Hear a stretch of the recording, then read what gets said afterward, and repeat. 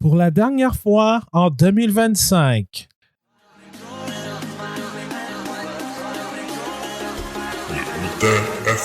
Va chier. What the is wrong with him? No! Yeah, shut up! He does not smash my door. I can't, it's broken! It's broken! Anti-stall! It's off. Back! Oh no, no! Bonjour tout le monde et bienvenue à une balado-diffusion du Bulletin GP. Mon nom est Abdoussal et je vous accueille à la revue de l'année du Bulletin GP où on reviendra sur la saison 2025 de Formule 1 qui, certes, était moins dramatique que 2024, autant en piste qu'à l'extérieur, mais il y a eu quand même son lot d'action et de congédiements en plus. Alors, pour parler de cette saison 2025, j'ai avec moi mes deux collaborateurs habituels au Bulletin GP. J'ai Marc-André Fortin et Anna-Maria Mercado-Lopez. Bonjour. Salut Abdou. Comment ça va? Ça va bien, toi? Oui, bonjour Anna. En ce temps des fêtes. Ben oui. Et d'ailleurs, juste pour for the record, je porte une tique de Noël. Je sais qu'on enregistre le 22 décembre, mais quand même, je voulais me mettre dans l'ambiance du temps des fêtes. Et on salue Anna-Maria. Comment ça va? Ça va très bien. Good. Et malheureusement, j'ai deux modérateurs du groupe Facebook La Monoplace. J'ai Julien Légaré-Turcotte et François Carignan. Bonjour, messieurs. Ça se termine à quelle heure? Ça se termine à 1er janvier à minuit. Comment ça va? Très bien toi-même. Ben oui, ça va bien, merci. Salut, François. Merci pour l'invitation, mais pas pour l'accueil. Ça me fait plaisir. Écoute, au moins, ça va me faire du bien de t'entendre pas parler de McLaren et probablement tu vas me... fait ça par exprès, un petit cochon. Ah, ben ça, c'est le tirage au sort. Parce que justement... Ouais. Parce que justement, pour le processus... On va revenir sur les 10 équipes, mais j'ai séparé via tirage au sort. Chacun va parler à 5 reprises. Donc, j'ai limité le temps de parole à 7 minutes pour éviter tout branle-bas de combat. Malheureusement, j'ai Julien et François en même temps, fait que ça n'aide pas. Écoute, c'est le tirage au sort déterminé par Raymond Chabot, Grant et Joe Thornton. Ouais. Colique. All right. Bref, on va commencer à tout seigneur, tout honneur par McLaren, l'équipe championne en titre. Premier doublé de championnat pilote-constructeur depuis 1998. Et en plus, ça tombe bien parce qu'ils ont bien défendu leur titre de champion des constructeurs, remporté aussi en 2024. Parti sur une bonne base, mais aussi en optant pour un design agressif et en ayant un avantage de plus, surtout au niveau des gestions des pneus. La première moitié de saison a quand même été dominée par ces deux pilotes, Lando Norris et Oscar Piastri, même si Max Verstappen s'est interposé entre-temps. Et malgré tout, même en étant brouillon, l'écurie a offert du soutien à ces deux pilotes. Bon. Certes, ça s'est entremêlé les pinceaux, mais ils ont offert leur soutien quand même. Mm-hmm. Alors, il y a eu surtout cette double disqualification à Vegas, le contact à Montréal, un beau duel en Autriche, un accrochage de sprint aux États-Unis et cette désastre classe stratégique au Qatar, sans oublier évidemment la consigne d'équipe en Italie, parce que McLaren a décidé que c'était judicieux de botcher l'arrêt au puits du pilote britannique. Alors, on va commencer, Marc-André, parce que c'est toi qui as été tiré en premier. Lando Norris, champion du monde. Je sais que ça te fait mal étant fan de Red Bull, mais comment résumer la saison du pilote britannique? Et le 7 minutes des McLaren commence Maintenant. maintenant. Ben écoute, ça a été une saison parsemée de hauts et de bas quand même pour Norris, malgré toute la domination qu'il a pu avoir. La domination, les bonnes performances qu'il y a eu en fin de saison qui a mené justement à son championnat. Rapidement, il y a eu des mauvais moments au début qui ont fait en sorte que Piastri a pris l'avantage. On pensait même à un moment qu'il allait s'envoler vers le championnat. Finalement, ça a tourné quelque peu durant la saison, alors que Norris a commencé à accumuler les premières positions, les deuxièmes positions, alors que Piastri, après l'Italie, s'en allait plus vers des 4, 5e positions. Il y a eu aussi l'abandon en Azerbaïdjan pour Piastri qui n'a pas aidé de son côté. Même chose pour Norris. Je pense que c'était aux Pays-Bas qu'il y avait eu l'abandon. Donc, ça a été une saison qui a été parsemée de hauts et de bas, autant pour McLaren, alors que parfois on pouvait voir l'équipe championne qui a obtenu presque 800 points, plus de 800 points au championnat. Puis parfois, on pouvait voir une écurie qui, on dirait que se battait contre elle-même. Mais malgré tout, chapeau, ça a été tout de même une domination McLaren, alors qu'ils ont fini avec une excellente saison, 14 victoires, 34 podiums. C'est quand même une saison exceptionnelle là, pour McLaren, alors qu'on s'attendait à ce qu'il soit, bien sûr, très fort. Merci. Anna, on parle de Lando Norris comme champion et Oscar Piastri qui finit 3e, mais je trouve que d'un côté aussi, on a un Norris qui a gagné le championnat peut-être, on dit de manière non conventionnelle, il l'a fait à sa manière, mais je pense qu'il n'y a pas de bonne ou de moins bonne façon de gagner. Un champion, c'est un champion. Et pour Oscar Piastri, pour moi, c'est juste l'apprentissage. Oui, como tú bien dit, por Oscar Piastri, c'est l'apprentissage. C'est aussi, c'était difficile la deuxième moitié de la session. On dirait que la première moitié de la session, lui, s'adaptait mieux à la voiture, ça allait très bien, comme Marc-André l'a dit, on le voyait presque champion, mais on dirait que Norris, il s'est bien repris à la deuxième moitié de la session. Donc, il n'y a pas champion qui ne mérite pas son championnat. Si lui est là et il méritait le championnat, lui a quand même eu des mauvais arrêts. Lui a quand même eu l'année passée des sortes d'équipe. Je pense que a mieux fait. Finalement, les pilotes qu'on croyait qu'ils n'étaient pas capables de gagner parce qu'ils n'étaient pas agressifs, parce que c'était trop dur dans la piste, il s'est repris dans la deuxième moitié et donc il était champion, tout champion, tout honneur. Merci beaucoup. Puis je vais vous entendre vous deux parler parce que on ne peut pas parler de McLaren sans évoquer le fameux Papaya Rules qui était un genre de narratif durant cette saison. Une chance que François ne parle pas pour McLaren parce qu'il vous aurait blasté, mais ouais, j'ai l'impression que le Papaya Rules est-ce que vous a dicté cette saison, mais au moins, comme je l'ai dit, ça a permis à McLaren d'offrir à ces deux pilotes de se battre pour le championnat de manière fair and square. Et évidemment, il y a le truc de Monza où l'échange aura coûté 3 points, mais sans ces 3 points, c'est Max Verstappen qui aurait été champion du monde.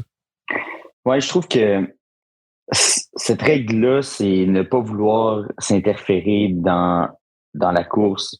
Pour moi, tu t'interfères quand même parce qu'à Monza, il n'y avait aucune raison pour redonner la position à Norris. Je veux dire, une erreur au puits, ça arrive, ça fait partie de la course automobile. Donc, en voulant être le plus fair possible, j'ai l'impression qu'ils ne l'ont pas été. Puis, tu sais, on remarque que cette décision-là a mené à des mauvaises performances de Piastri? Est-ce que c'est ça qui a fait en sorte que Piastri a eu des mauvaises performances puis il a fait en sorte qu'il n'a pas su reprendre le dessus puis finalement, Max a été dominant durant cette période-là. Piastri a été, je dirais, presque lamentable. Je veux dire, il était incapable d'aller chercher la vitesse qu'il avait et tout ça. J'ai l'impression que en voulant pas t'interférer, tu t'interfères. Fait que, oui, OK, peut-être que Lewis n'aurait pas été champion, mais j'ai l'impression qu'il aurait pu aller chercher des points ailleurs qu'il n'a pas eu à cause de cette règle-là. Donc, j'ai hâte de voir l'an prochain comment ça va se gérer, parce que bon, la règle, on la connaît depuis que Piastri est arrivé. J'ai hâte de voir comment elle va être gérée une deuxième année de suite, parce que là, comment tu vas faire? C'est dès que le premier... Même à l'interne, j'ai l'impression que ça crée des frictions, alors que Piastri n'est pas toujours content, Lewis n'est pas toujours content. Donc, j'ai hâte de voir comment cette année ça va aller. Merci beaucoup, Marc-André. Anna, il te reste 1 minute et quart pour intervenir. Moi, pour moi, la papaya rouge, c'est n'importe quoi. Mais finalement, je trouve que l'équipe a eu raison. Pourquoi? Parce que s'il n'aurait pas appliqué l'ordre d'équipe, ça serait Max Verstappen qui serait champion aujourd'hui. Donc, il y a eu raison. Le problème, c'est qu'ils se sont pas pris comme il faut. Tu prends la décision, tu prends un pilote et c'est tout. Pas commencer à appeler les choses d'une autre façon qu'est-ce que... De toute façon, ils n'ont pas eu trop d'avantages Norris à cause de ça. Ouais, mais en même temps, c'est une équipe qui... Moi, j'aime la façon de faire de McLaren, not gonna lie. C'est vrai que apprendre à gagner, ça prend du temps, mais il faut savoir aussi comprendre que personne ne vient au-dessus de l'équipe. Alors que McLaren ait fait leur truc d'une manière ou d'une autre, ils ont le doublé. C'est sûr que d'un point ou d'un autre, Max a fait une belle remontée, mais au moins, je pense qu'ils ont fait un bon truc. Alors, on va maintenant passer à Mercedes et je vais introduire Julien et François dans la conversation. Donc, merci Marc-André, Anna-Maria. Mercedes, une voiture qui a bien fonctionné dans des conditions fraîches. Deuxième moitié de saison assez forte et avec un George Russell qui a connu la meilleure saison de sa carrière, remporté 2 courses ici à Montréal et à Singapour, tandis que Kimi Antonelli, qui remplaçait Lewis Hamilton, parti chez Ferrari, a connu de très bons débuts, mais ensuite, ça s'est très compliqué en Europe avant de faire un bon retour en fin de saison. Et surtout, moi, j'ai trouvé que c'était une voiture relativement plus complète, mais évidemment, il y a eu des mises à jour, entre autres, au niveau de la suspension arrière, qui a compromis les performances chez les deux pilotes et surtout qui a, disons, nu un peu à la confiance de Kimi Antonelli. Alors, François, Mercedes, comment as-tu trouvé la saison des deux pilotes et de l'écurie en général? Mercedes a une bonne saison, je pense. Les attentes, là, avec le départ de Lewis Hamilton, peut-être étaient une légère régression, mais en fait, ça n'a vraiment pas été le cas. C'est le pilote lui-même en quittant qui semble avoir régressé, alors que l'écurie semble peut-être mieux placée aujourd'hui que par le passé. George Russell, la meilleure saison de sa carrière, ramassait des points dans tous les grands prix sauf un. Puis c'était une 11e place. Ça fait que vraiment là, une constance remarquable. Ramasser plus souvent qu'autrement des points dans les 2 chiffres à chaque week-end. Donc, une dizaine de points plus, là, assez fréquemment. Je te dirais peut-être à peu près 60% du temps. Alors, toujours très bien placé. Est-ce que c'est un pilote qui, avec une excellente voiture, bon, il y a des rumeurs comme quoi la motorisation de Mercedes serait très, très, très performante avec en vue des nouvelles réglementations. Là, à ce moment-là, je pense qu'on verrait un petit peu un pilote comme Kimi Antonelli et son talent vraiment ressortir du lot. On l'a vu en fin de saison. Un pilote extrêmement talentueux, peut-être pas encore constant comme George Russell, mais peut-être que ses points hauts vont être plus spectaculaires, disons, que ceux de Russell. Et que Russell là, pourrait être un prétendant au titre si jamais la voiture est aussi bonne qu'on peut se l'attendre. Alors, moi, j'ai vraiment aimé ce que j'ai vu de Mercedes, la continuité qui se poursuit, et puis voiture qui est beaucoup plus constante, beaucoup plus performante dans plusieurs types de circuits qu'elle a été par les années passées. Alors, c'est très bon, un très bon signe pour le futur. Merci beaucoup, François. Julien, toi, qu'as-tu pensé de la saison de Mercedes? J'ai trouvé la saison fort intéressante pour Mercedes, même si, bon, ça n'aura pas été un championnat, par exemple, du constructeur comme certains auraient pu l'imaginer au début de la saison, quoique certains auront prédit, comme moi, que Ferrari pouvait l'emporter. Il en demeure pas moins que Mercedes aurait été en mesure d'avoir des résultats qui auront été compétitifs. Maintenant, pour ma part, pour faire du chemin sur François, bon, François a fait le tour un petit peu des performances de cette année. Pour ma part, je peux y aller dans les prédictions, à savoir que je pense que Mercedes pourrait être l'écurie qui serait en mesure de remporter certainement le championnat des constructeurs en 2026. Je suis également d'avis que George Russell a de sérieuses chances de remporter le championnat des pilotes également en 2026. On se rappellera qu'il s'agit d'une écurie qui, en matière d'adaptation, est l'une des meilleures sur la grille. On se sera dit la même chose pour la saison 2022, mais considérant les changements particulièrement majeur qu'il y aura pour la saison 2026. Je considère que Mercedes pourrait s'avérer être une écurie intéressante. Maintenant, j'ai vraiment l'impression que si on parle d'un pilote qui sera en mesure d'avoir des résultats qui vont lui permettre d'avoir le WDC, ce sera George Russell. J'ai l'impression que Kimi Antonelli est peut-être un peu surestimé par rapport à sa saison 2025. Donc voilà, je vois tant Mercedes remporter le championnat des pilotes avec George Russell que le championnat des constructeurs en 2026. Puis pour revenir un petit peu sur cette saison, parce que là, on parle beaucoup du futur, alors qu'on devrait un peu parler de ce qu'on a vu dans les derniers mois. Julien, je sais pas qu'est-ce que tu en penses, mais par rapport au point que j'avais amené, le fait de perdre Lewis Hamilton aurait pu envoyer un peu Mercedes dans une situation d'instabilité. Je pense que ça a vraiment pas paru, là, vraiment, la perte d'une grosse icône d'une superstar comme lui, là. Non, pas du tout, parce que veux pas, Mercedes demeure avant toute chose une écurie d'ingénieurs, ça demeure une écurie de stabilité. Donc, c'est l'une des rares équipes qui, je pense, peut faire beaucoup plus abstraction du pilote. Lorsque le changement majeur intervient. Donc, même si Lewis Hamilton est un des plus grands pilotes de l'histoire de la Formule 1, il y a d'ailleurs pas moins que c'est le personnel qui fait l'écurie. Mercedes l'aura démontré. Et 2026, on sera là.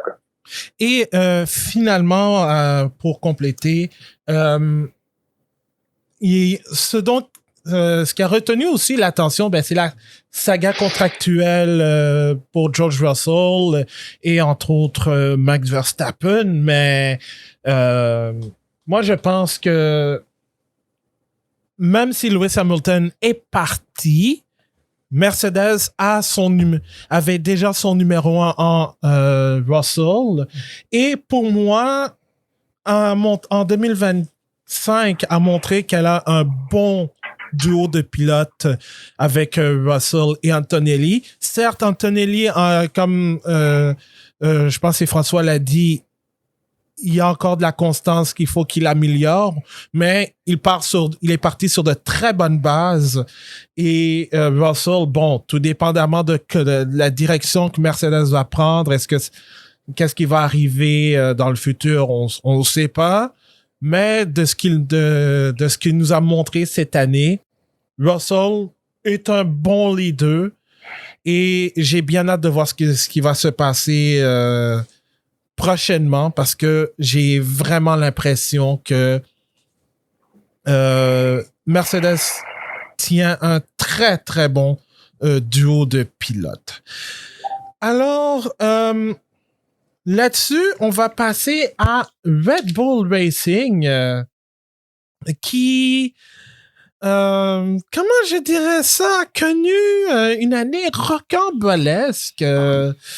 Évidemment, une saison de Red Bull ne se passe jamais comme prévu sans qu'il y ait le jeu de la chaise musicale, mais cette fois-ci, on n'a pas seulement été du côté des pilotes, mais aussi dans la haute direction parce que, coup de théâtre, Christian Horner a été congédié après le Grand Prix de Grande-Bretagne. Laurent Mekies, qui était chez Racing Bulls, a été promu. Évidemment, on ne doit pas passer sous silence la rétrogradation de Liam Lawson chez Racing Bulls et l'arrivée en promotion de Yuki Tsunoda. Et que Max Verstappen a fondu un retard de 104 points après Zandvoort pour perdre le championnat par seulement 2 points. Et Helmut Marko a été sacked in the morning après le Grand Prix d'Abu Dhabi. Alors, Marc-André, c'est par hasard que ton nom a été inscrit là-dessus. Red Bull. Oui, année plus que rocambolesque. Je pense que c'est un mot assez juste pour parler de cette année-là, mais aussi de toute cette année-là, parce que la saison auparavant avait commencé quand même en grande force avant de voir McLaren reprendre du terrain et finalement remporter le titre de constructeur, puis éventuellement remporter le doublé lors de cette année. Mais c'est surtout, commence avec Lawson pour 2 courses. Finalement, on se rend compte qu'on a fait une erreur en allant le chercher, ou du moins, on pense avoir fait une erreur. Donc, tout de suite, on le remplace pour Tsunoda. Alors que le vrai problème, c'était tout simplement cette voiture qui était très mal conçue, encore une fois, et on pouvait le voir très rapidement, alors que Max Verstappen se battait souvent avec cette voiture. Les guerres internes, visiblement, ne s'étaient pas terminées en 2024, mais avaient poursuivi jusqu'en 2025. Ça a l'air d'avoir créé un climat difficile pour faire avancer la voiture, mais surtout faire avancer le point commun qui était d'aller chercher des victoires. Et puis, rapidement, le congédiement de Christian Horner a l'air d'avoir redonné un second souffle à cette voiture, ou du moins un second souffle à Max Verstappen qui a accumulé les victoires par la suite. C'est quand même fou. Avant le Grand Prix du Pays-Bas, Max avait seulement 2 victoires. Il a fini la saison avec 8 victoires. Est-ce que je me trompe si 8 victoires. C'est quand même extraordinaire qu'il ait fait une demi-saison comme ça avec une voiture encore là qui n'était pas la meilleure du tout du circuit, mais avec son grand talent, il réussissait à faire de petits miracles là, avec le peu qu'il pouvait faire. Donc, drôle de saison pour Red Bull, mais je pense que Laurent Mekies va avoir amené un second souffle à cette voiture.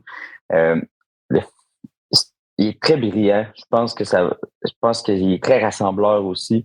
Je pense que c'est Max qui disait qu'avec Mekies, il avait l'impression de retrouver Red Bull avec toute l'identité Red Bull, de vouloir les victoires. Donc, j'ai hâte de voir comment ça va aller pour la suite. Mais Mekies va avoir été un point, je pense, important dans la réussite de cette voiture en deuxième moitié de saison.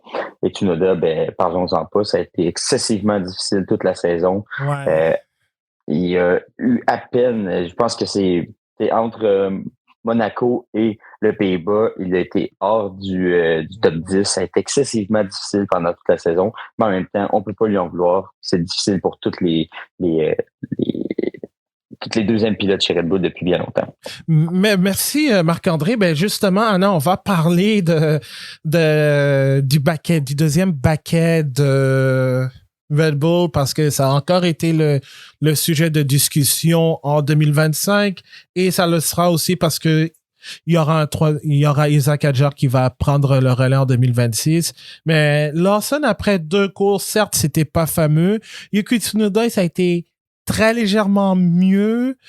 Peut-être avec l'arrivée de Mekies, il a réussi à... J'ai l'impression qu'il a gagné un petit peu de confiance, mais c'était pas assez pour garder son volant chez Red Bull pour 2026.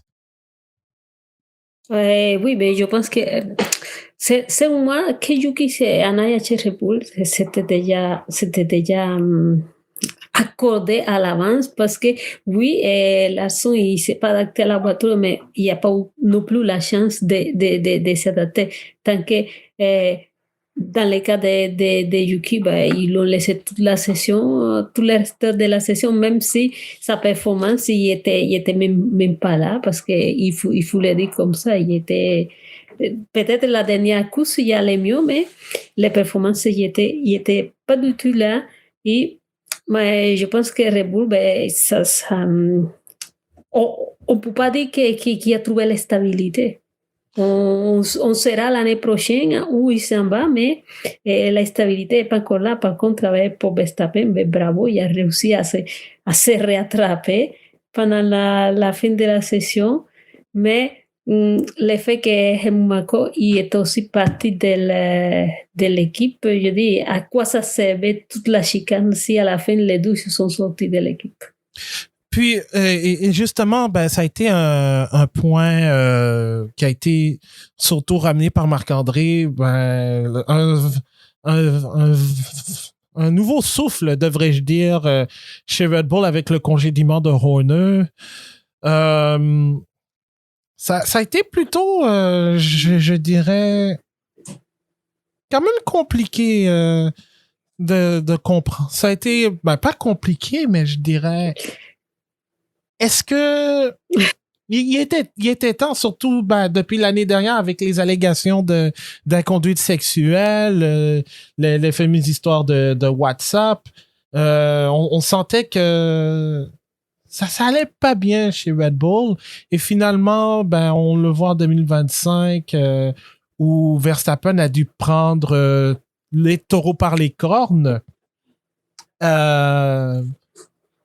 M'excuse. Fait que, je sais pas, j'ai comme l'impression que pour Red Bull, tout va être à refaire pour 2026, comme tout le monde d'ailleurs, mais surtout la fameuse histoire du deuxième baquet. Maintenant, ça va être un gros reset. Et on va partir un peu sur la même longueur d'onde, autant côté Verstappen que Isaac Hadjar. C'est ça. Une dernière chose, ça va partir sur le même côté Verstappen. Julien, je sais pas pourquoi a décidé de quitter au pire moment. Non, je pense qu'il était juste pas capable de verbaliser ses émotions par rapport à Ferrari. Ouais. Mais tout ça pour dire Ferrari, décourageant, semble pas vraiment y avoir de direction. Il y a eu des rumeurs de remplacement de personnel tout au long de l'année. Les pilotes n'ont jamais semblé vraiment être capables de vraiment comme fitter avec la voiture. Les quelques fois où c'est arrivé, c'était seulement un des pilotes, disons, puis c'était pas une grosse année. Je pense même pas qu'il y a une course où que les deux ont fini sur le podium. Je pense non. Je pense même pas que... Je pense qu'il n'y a pas eu énormément de courses que les deux ont fini sur dans le top 5 ensemble. En fait, je pense que la seule course que les deux ont fini dans le top 5, je pense que c'est les États-Unis, à Kota. Alors, très dure saison. Je ne crois pas que Fred Vasseur est responsable de tout ça, mais il semble vraiment y avoir un besoin de changement au sein de Ferrari. D'ailleurs, la haute direction de Ferrari qui dit à ses pilotes « shut up and drive », essentiellement, là, en cours de... vers la fin de la saison, ça semble avoir encore plus écrasé le moral des troupes. Lewis Hamilton a été méconnaissable. Je ne comprends pas ce qui se passe chez Ferrari. Pourtant, dans les dernières années avec Carlos Sainz, ça avait été tellement un bon duo, là, vraiment stable. On était en droit de s'attendre qu'avec un des meilleurs pilotes de l'histoire, ça aurait été statu quo, sinon mieux. Mais Hamilton n'a jamais vraiment été capable de s'adapter. S'est chicané à plusieurs reprises avec son ingénieur de course, semblait avoir aucune chimie entre les deux. Bref, c'est quasiment un miracle que Ferrari soit seulement fini 4e au classement des constructeurs, parce que si jamais tu veux lister à peu près toutes les choses qui peuvent mal aller pour une écurie dans une saison, Ferrari a presque complété marqué toutes les cases. Ouais. Bon, voyons comment ça se passe la saison prochaine. Bon, c'est une opportunité pour partir sur du neuf. Comme j'en ai discuté dans les dernières saisons, dans les derniers épisodes, Lewis Hamilton n'a jamais semblé vraiment être parfaitement à l'aise avec cette génération de voitures. Est-ce que ça va être un petit peu mieux avec la prochaine? En même temps, c'est pas quelqu'un qui rajeunit. Je pense que l'âge est en train de le rattraper peut-être plus vite que lui ne l'aurait cru. Ouais. Bon, j'ai hâte de voir qu'est-ce que ça va donner. Comme disait Sébastien Vettel, tout le monde aime Ferrari d'une façon ou d'une autre. T'sais, même si jamais tu dis que t'es pas un fan de Ferrari, everybody's a Ferrari fan, si on veut. Ouais. Alors, je pense que tout le monde veut voir Ferrari bien faire. C'est bon pour la Formule 1. Ouais. C'est bon pour le sport. C'est bon pour le sport automobile au complet. Même quand Ferrari va bien, parce que ça attire des yeux vers la F1 qui ensuite de ça amène des yeux vers d'autres disciplines automobiles, etc. Merci beaucoup, François. En attendant que Julien revienne, je vais...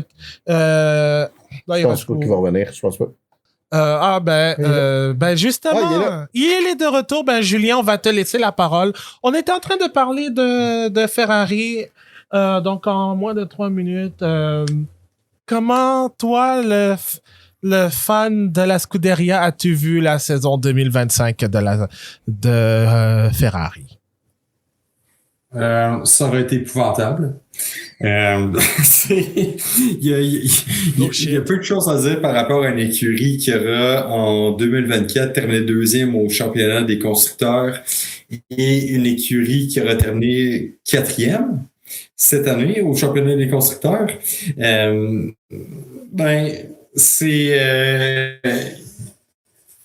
J'aimerais offrir des réponses à la Scuderia. J'en ai pas. Malheureusement, c'est une écurie qui, malgré toutes les tentatives de baigner dans le nostalgisme de ces belles années entre 2000 et 2004, visiblement, il y a rien à faire. Donc, comme fan de Ferrari, ça aurait été difficile. Je me sens un peu comme un fan du Canadien qui prétend que l'équipe est bonne parce que on a 24 Coupes Stanley, puis que notre dernière coupe date de 93. C'est un peu la même chose avec Ferrari. Je comprends que en théorie, on a un dernier championnat des pilotes en 2007, un dernier championnat des constructeurs en 2008. Maintenant, ça va strictement nulle part. Mm-hmm. Puis, ça baigne en eau trouble. Et une double disqualification en Chine, en plus. Avec une double disqualification en Chine, effectivement. Je veux dire, ça ressemble un peu avec McLaren en fin de saison. Mais bon. On l'a vu que si jamais t'as une bonne voiture, t'as une bonne écurie, tu peux quand même passer au travers puis gagner des championnats, ce que Ferrari n'a pas fait. Est-ce que McLaren aurait réussi à faire? Exact. Ouais, puis et je dois dire aussi big up à Charles Leclerc d'avoir amené cette voiture à quelques podiums et une pole cette année parce que pour moi, ça a été une grosse performance de sa part. Tu sais, j'ai commencé mon propos en comparant Ferrari avec le Canadien de Montréal. De plus en plus, je vais comparer Ferrari à Toronto. Ouh! Ouh! Hey, en même temps, c'est une bonne comparaison. Hein? Ferrari Maple Leafs, Cowboys de Dallas, ça ressemble pas mal à ça. Ouais? Parce que, pour vrai, il y avait... Pour une équipe qui a fini deuxième en 2024, arriver à avoir une voiture qui est difficile à conduire, avec une arrivée très, très attendue de Lewis Hamilton, comment tu peux l'échapper? Puis en plus, François l'a évoqué, les rumeurs de congédiement de Fred Vasseur qui fait tout en son pouvoir pour changer la culture, pour essayer de faire tout ça. Je veux dire. Et congédier Fred Vasseur, franchement. Ouais, non, mais c'est quoi? Franchement, mais pourquoi? Non. Mais pourquoi? Donnez-moi une bonne raison de congédier Fred Vasseur à l'heure actuelle. Ouais. Non, c'est ça. Putain. C'est ça. C'est pas drôle. Non, mais non. Je veux dire, t'essaies de créer une moindre stabilité au sein d'une écurie qui vit un tremblement de terre à l'échelle 8 sur l'échelle de Richter de façon constante depuis à peu près, disons, facilement 2017. Et là, soudainement, tu te dis, OK, on va changer le Bastien Binotto, on va mettre Fred Vasseur, puis par la suite, on va changer de Fred Vasseur parce que soudainement, les résultats arrivent pas assez vite. Ouais. C'est parce que ce que Ferrari a besoin, là, malgré l'ensemble de leur budget, malgré tout l'amour que je leur octroie, c'est un examen de conscience. Puis, je le dis depuis tellement longtemps, ça n'arrivera pas. Et ce qui va permettre à Ferrari de redevenir ce qu'elle était, honnêtement, je pense que ça va être éventuellement, je ne veux pas dire que ça va être un coup de chance, mais ça va être un amalgame de circonstances qui va faire en sorte que, voici, Ferrari est au bon endroit au bon moment. C'est tout. Merci beaucoup, Julien.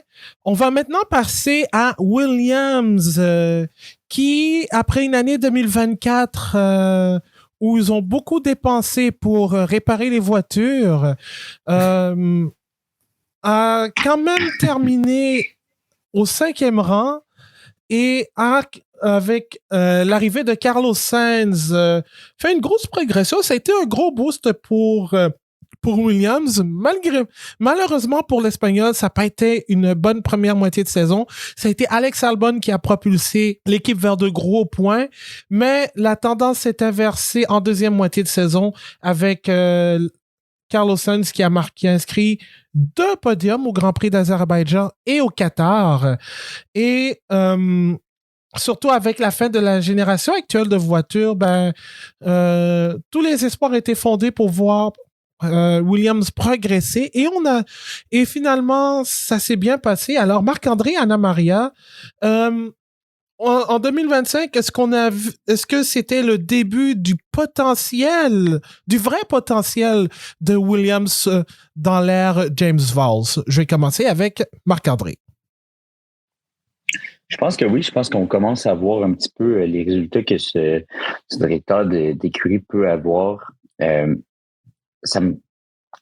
ce qu'on peut voir à partir de ce qu'on a accès dans Drive to Survive, je pense que c'est un patron qui est bien aimé par ses ingénieurs, bien aimé par son équipe. Puis je pense que ça redonne un second souffle à cette écurie qui s'était perdue dans les années 2010. On voit une écurie qui est en progression. Est-ce que cette progression va pouvoir se confirmer, par contre, lors d'un changement de technologique? Ça, j'ai très hâte de voir l'an prochain. Mais les résultats cette année ont été tout de même quand même très positifs. Là. Ça n'a pas été... ça aurait pu être mieux, mais ça aurait pu être clairement vraiment pire. Avec Carlos Sainz qui a réussi à avoir dont on doutait un petit peu de sa décision de quitter, pas de quitter Ferrari, mais sa décision de choix. A mal commencé avec plusieurs mauvaises performances de sa part, malgré qu'il était dans les points à plusieurs reprises. On aurait aimé qu'il puisse pousser Albon un petit peu plus loin avec Albon. Je pense qu'à Miami puis Émilie-Romagne avait eu des 5e positions, tandis que Carlos Sainz était souvent 10e et 9e. Mais je pense que sa décision, il l'a confirmé en fin de saison avec des podiums en Azerbaïdjan et au Qatar, dans des courses tout de même spéciales, mais ça permet quand même à Williams de croire peut-être à aller chercher un petit peu plus de performance dans les prochaines années. Non, je pense que ça a été une saison tout de même très positive pour Williams, qui profite du fait que je trouve qu'ils ont aussi un très beau duo de pilotes avec Alexander Albon et Carlos Sainz. On aurait pu croire que Carlos Sainz aurait pu s'en aller vers Red Bull. Red Bull, visiblement, ne le voulait pas, mais je pense que Carlos Sainz appartient à un groupe de pilotes spécial, et avec Williams, je pense que c'est un bon pilote pour les pousser vers la prochaine étape, et 2025 est peut-être le début de tout ça. Merci beaucoup, Marc-André. Anna, James Vowles, justement, avait dit après le Grand Prix d'Abu Dhabi que terminer 5e n'était vraiment pas dans les plans originaux de l'équipe au cours de la saison, parce que en fait, ce que Williams voulait améliorer, ce n'était pas les performances en piste, mais plutôt la collaboration à l'intérieur de l'équipe. L'arrivée de Carlos Sainz, je pense, quelqu'un qui est très collaboratif, qui est très intelligent, qui est très ingénieux aussi à aider, mais je pense aussi, corrige-moi si je me trompe, on a vu le meilleur d'Albon avec cette équipe, mais aussi un peu le pire avec certaines communications radio, on le sentait un peu plus énervé. Et oui, des côtés d'Albon, il se verrait à commencer de la session, il a fait de bons résultats, mais dès que Sainz a commencé à s'adapter, dès que Sainz a été dans les podiums, on dirait que Albon il était moins patient. Il était moins patient, comme tu viens dit, et il a commencé de lancer messages radio. Je pense qu'il ne s'attendait pas à finir la session comme ça finit. Donc, des côtés d'Albon, j'espère que ça va se reprendre la prochaine session. Sainz aussi, c'était dur à s'adapter, mais au moins, il était là quand il a eu la chance, il était là pour profiter, donc il a profité, il s'est beaucoup aidé, tant l'équipe et tant que Sainz, que je pense que dans un moment donné, on se disait peut-être que c'était pas la bonne décision, mais au moins, il est sorti avec 2 podiums.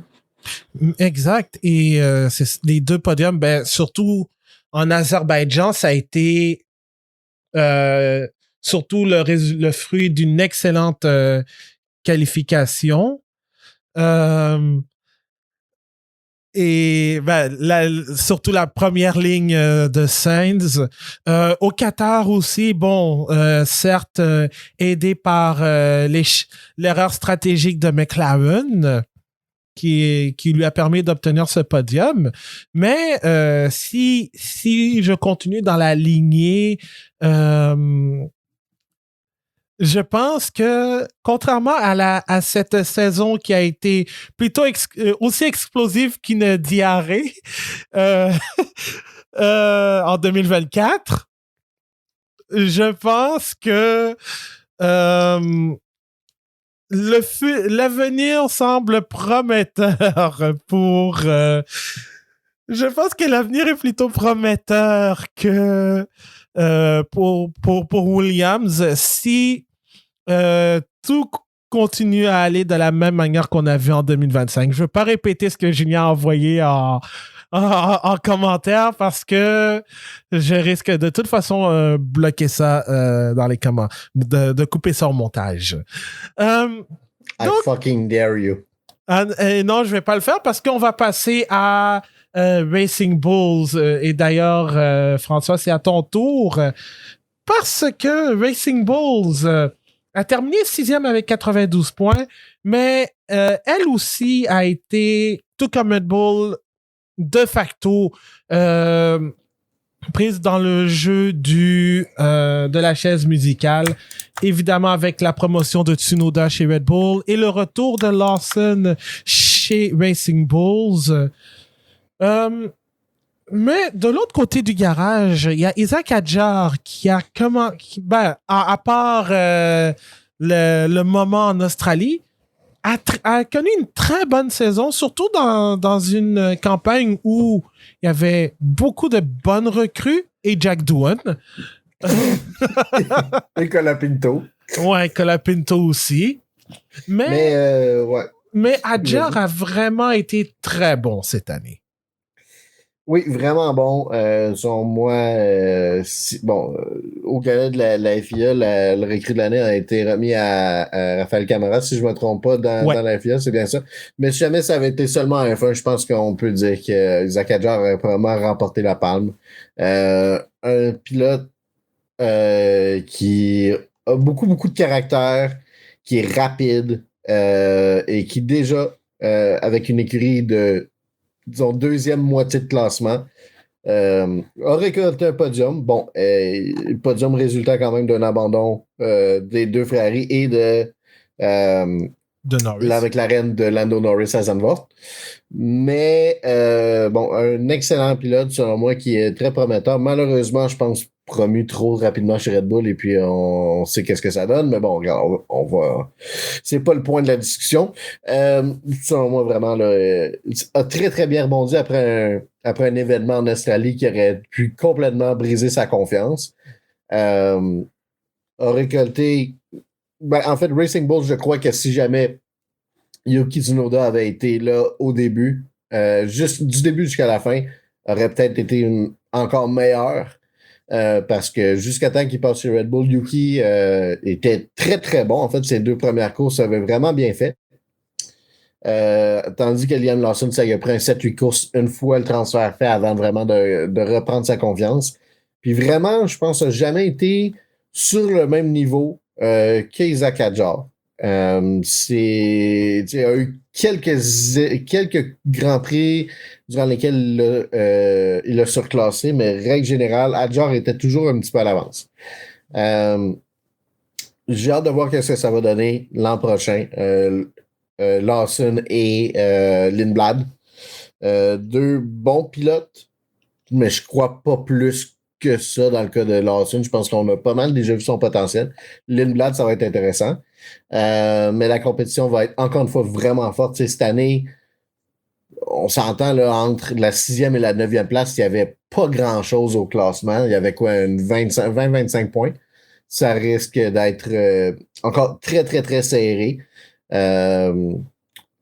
Puis bon, je sais pas. C'est sûr selon moi que qu'ils vont manquer Hadjar parce que sont déjà là pour une recrue avait vraiment fait beaucoup de bonnes choses. Je pense qu'il aurait été encore meilleur l'an prochain. Aurait peut-être amené l'écurie à une autre place. Mais bon, cette écurie-là est destinée à perdre ses bons pilotes du moment où ils deviennent suffisants ou qui ont fait leur preuve de façon suffisante vont toujours les perdre. Alors, ce sera jamais une écurie qui vont se retrouver en première moitié de grille, selon moi, là, malheureusement. Merci beaucoup, François. Julien, on a beaucoup parlé d'Isaac Hadjar. François a un peu parlé de Liam Lawson, mais je pense que c'est important de parler du Néo-Zélandais parce que après son retour à son retour chez Racing Bulls, je pense qu'on a retrouvé un peu le Lawson de 2024. Après qu'il ait été promu pour remplacer Daniel Ricciardo, je pense qu'il a bien fait et surtout, et ça j'ai appris ça, que il n'avait pas le même crew qu'il avait lorsqu'il est arrivé chez Racing Bulls l'année dernière pour remplacer Daniel Ricciardo parce que le crew en question est allé chez Isaac Hadjar. Donc, je pense que pour moi, Lawson a bien fait. Puis aussi, je vais te poser la question parce que il y a le congédiement de Horner qui a promu Laurent Mekies comme team principal chez Red Bull. Mais la promotion de Alan Perman, qu'on a beaucoup connu chez Benetton Renault Alpine, qui se retrouve maintenant comme directeur d'équipe. Donc, je vais te demander de nous résumer ça en 3 minutes. Écoute, ça aurait été un début de saison compliqué pour Liam Lawson. Définitivement, après les 2 premières courses, il aura perdu sa promotion de chez Red Bull au profit de Yuki Tsunoda. Par la suite, on saura que Yuki Tsunoda aura une saison assez dévastatrice chez Red Bull. Maintenant, autant que j'aime Liam Lawson, puis autant que je trouve qu'il y aura eu une saison, somme toute, correcte. J'allais dire AlphaTauri, là, mais bon. À quel point est-ce que Liam Lawson s'en serait mieux sorti dans sa position que Yuki Tsunoda au sein de la même écurie? Je le sais pas. Je pense que les Racing Bulls est une voiture qui est, somme toute, intéressante à conduire. Je pense pas que ce soit... Je pense pas que ce soit nécessairement les Racing Bulls qui démontrent à quel point un pilote est en mesure d'avoir une conduite qui soit exceptionnelle, qui soit en mesure d'avoir une carrière incroyable. Maintenant, pour ce qui est de Liam Lawson, il aura bien fait. Il aura été, pour la grande majorité de sa saison, face à Isaac Hadjar. Hadjar aura mieux fait, effectivement. Est-ce qu'Isaac Hadjar, puis on en a déjà parlé, est-ce qu'Isaac Hadjar va mieux faire comme deuxième pilote de chez Red Bull? J'ai déjà exprimé mes réserves de façon substantielle. Donc, tout ce que je peux dire par rapport à Liam Lawson, c'est oui, il aurait eu une belle, surtout une belle deuxième moitié de saison, mais je suis certainement pas la personne qui va s'emballer par rapport à ça, au sens que on a déjà vu des belles demi-moitiés de saison au sens de Brendan Hartley, Jean-Éric Verne, Sébastien Buemi. Donc, tout ce que j'apprends de la deuxième écurie de Red Bull, c'est bien, mais ça me déçoit. Ouais. Il y a des Helmut Marko aussi à l'intérieur de... Oui, je comprends, mais Helmut Marko ne va pas... Je veux dire, son départ est pertinent, mais je pense pas que le départ d'Helmut Marko va faire en sorte que, soudainement, Red Bull va devenir diamétralement opposé dans sa façon d'être. Ouais. C'est à voir. Mais merci beaucoup, Julien, pour tout ça. Maintenant, on va passer à Aston Martin. Bon, je pense que le but d'Aston Martin, c'est de mieux préparer 2026 parce que, soyons honnêtes, les performances étaient moyennes. Et pour être poli, je pourrais dire même médiocre. Mais le gros point qu'on retient de cette saison, c'est la promotion d'Adrian Newey comme directeur d'équipe à partir de l'année prochaine. On a déjà parlé de tout ça dans un épisode il y a de cela quelques semaines. Mais en piste, Fernando Alonso a bien fait quand la voiture fonctionnait. Certes, il a été malchanceux.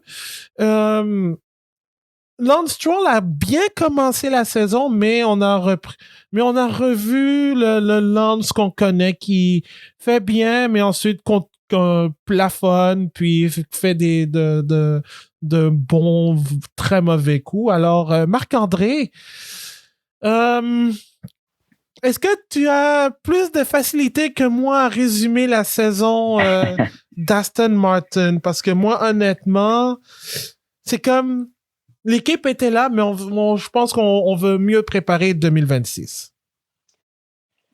Ouais, ben je pense que si je peux être poli, l'équipe était là, mais n'y était pas vraiment. Puis on s'en fout un peu. Je veux dire, c'est vraiment l'an prochain, je pense qu'on va pouvoir, ou que ça va servir peut-être d'analyser la saison, parce que je pense que l'arrivée d'Adrian Newey peut effectivement apporter beaucoup de bien à cette écurie qui manque de stabilité, qui manque de... Je l'ai souvent dit, mais on a mis de l'argent dans une Corolla. J'ai l'impression qu'on a voulu rendre une Corolla en investissant beaucoup d'argent dans les usines. On a voulu changer la voiture alors que le fondement même n'était pas les bons, les personnes n'étaient pas les bons. Là, on apporte des gens, sincèrement, je pense, qui vont faire la différence avec Adrian Newey et les autres arrivés.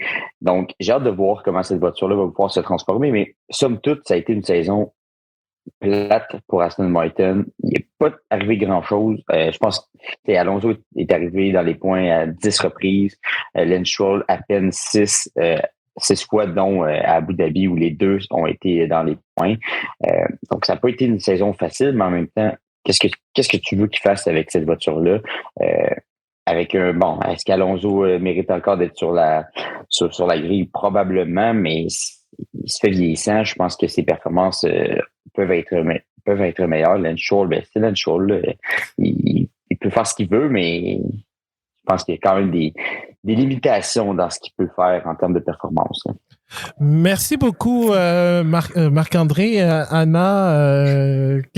Je savais que au moment où on a parlé de Lance Stroll, elle allait répliquer tout de suite. Oui, mais parce que on se rappelle juste de la deuxième moitié de la session de Fernando Alonso, mais la première moitié de la session était quand même médiocre quand la voiture n'était pas là. On parle d'Aston Martin, oui, il était là, mais il n'était pas là, mais c'est pas juste les pilotes. C'est sûr que Lance Stroll ne s'attend à rien, mais quand même, il était dans les points de la première partie de la session quand il allait pire la voiture. C'est dit, je ne dis pas qu'il a bien fait, mais de côté, comparé à une Corolla, mais au moins la Corolla, il marche. Hein? Franchement, ça c'est un compliment. C'est une offense à moi pour la Corolla. Il n'est pas belle, mais ça marche. Oh, shout out à toutes les Toyota Corolla. Non, mais oui, mais parce que ça marche. Il n'y a pas de qui n'est pas belle, mais l'important, c'est que ça marche. En même temps, Alonso a été malchanceux parce qu'il y a eu des abandons causés par des bris mécaniques. Alors, tu sais, il y a eu des moments où il était dans les points et la voiture l'a carrément laissé tomber. Alors, tu sais, Alonso, il fait du mieux qu'il peut pour... 5 abandons, c'est quand même incroyable quand tu penses à ça. Ouais. Puis même dans le sprint aux États-Unis, il était bien placé sur la grille, mais devant avec les McLaren puis Hülkenberg, il s'est retrouvé là comme il pouvait rien faire. Alors c'est dommage, mais moi personnellement, j'ai vraiment du mal à résumer la saison d'Aston Martin. Vous passez les prochaines équipes et on juste perd le temps avec Aston Martin. Il n'y a rien fait. OK, fair enough. De toute façon, je pense qu'on a fait le tour avec Aston Martin. Mais je crois qu'on va avoir un peu plus à parler ou je sais pas, un peu plus qu'avec Aston Martin, mais avec As, François puis Julien, parce que les performances globalement d'Haas étaient discrètes, mais il y a eu de plus gros flashs qu'avec Aston Martin, entre autres la 4e place d'Ollie Behrman au Mexique. Esteban Ocon, pour sa première année avec l'équipe américaine, a bien fait, hein? 5e en Chine. Le développement de la voiture était lent, mais sûr, et on l'a vu en fin de saison comment Berman, à son année recrue, a bien fait. Très performant. D'ailleurs, 5 courses consécutives dans les points de Azerbaïdjan à Las Vegas. Mais il doit se tenir tranquille parce que il est sous le coup d'une suspension, et ce jusqu'au Grand Prix du Canada au mois de mai l'année prochaine. Gracieuseté de 2 infractions totalement stupides qui s'est prise en lien avec des drapeaux rouges à Monaco et en Grande-Bretagne. Donc, François, je te laisse la parole pour parler de Haas. Ouais, ben, pas grand-chose à dire. Je pense que Haas a à peu près... t'es à peu près terminé long où on s'attendait. Je pense que peut-être un petit peu plus haut en termes de points, mais tu sais, dans le coin de 8-9 dixième, 8-9e au classement. Je trouve que Ollie Bearman a eu ses moments de un petit peu le comment je te dirais, des brain farts, là. Mais à ses bonnes courses, c'était vraiment impressionnant. Esteban Ocon a peut-être été un peu décevant. Moi, je m'attendais à ce qu'il soit beaucoup plus dominant versus Bearman. Surtout, là, regardant la saison que Bearman avait eue en V2, j'étais comme, bon, il rentre pas en F1 avec le plus gros des momentum.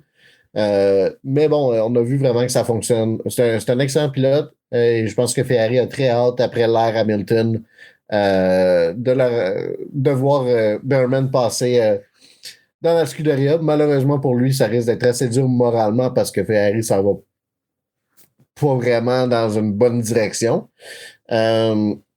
Pour ce qui est de l'écurie elle-même, très très bon d'avoir en fin de saison un partnership avec Toyota. Pour la première fois depuis son arrivée en F1, probablement Haas va avoir des ressources et des fonds pour atteindre ses objectifs, pour atteindre ses ambitions. Maintenant, est-ce que Gene Haas va être aussi impliqué dans le projet ou va encore être un petit peu grippe-sous, si on veut? J'ai hâte de voir. Je me dis, honnêtement, avec le progrès que l'écurie a fait récemment puis avec le personnel qui est en place, devrait commencer peut-être à investir un peu plus, là, d'y aller all-in. Je dis pas que c'est une écurie qui risque de gagner des championnats bientôt, mais au moins, je pense que c'est une écurie qui pourrait avoir un cheminement similaire à Williams, puis remonter au classement, puis d'être encore plus compétitif. Puis cette année a été un signe de ça. Là. On a vu par moment, là, c'est une écurie qui est capable de faire de bonnes choses. Pour ce qui est de Aston Martin... Non. On parle pas de Aston Martin. Ça, c'est... Julien, tu me dois 20$. Allez chier, mes tabarnak. Va chier. Tiens, justement, je vais mettre Julien de spot. On va parler de Haas. Je vais dire de Haas. Voyons, tabarnak. De Aston Martin. De Aston Martin. On va parler de Haas. Oui, effectivement, Abdou, je te remercie. J'aimerais commencer mon allocution en parlant d'Aston Martin, puis de leur saison épouvantable. Dans 4 minutes. Cela étant,